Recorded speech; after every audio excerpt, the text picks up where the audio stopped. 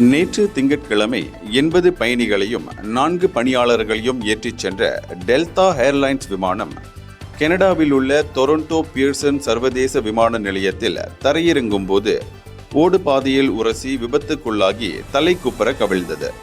இதில் காயமடைந்த 18 பயணிகள் சிகிச்சைக்காக அருகாமையில் உள்ள மருத்துவமனைக்கு ஆம்புலன்ஸ் வாயிலாகவும் ஹெலிகாப்டர் வாயிலாகவும் அனுப்பப்பட்டதாக விமான நிலையத்தின் தீயணைப்பு குழுவின் தலைவர் டாட் ஐட்கின் தெரிவித்தார்.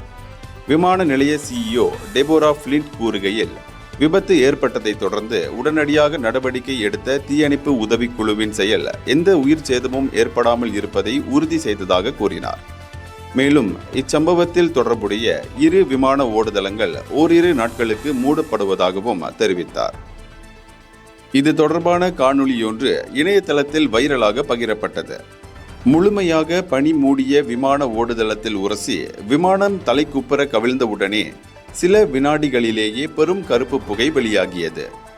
இந்த விமான விபத்து அடுத்தடுத்து நிகழ்ந்துள்ள 3 வாரங்களுக்கு முன்பு நடந்த அமெரிக்கன் ஏர்லைன்ஸ் விமான விபத்து, ஜெஜு ஏர் விமான விபத்து மற்றும் அசர்பைஜான் ஏர்லைன்ஸ் விமான விபத்துகளை தொடர்ந்து ஏற்பட்டுள்ளது.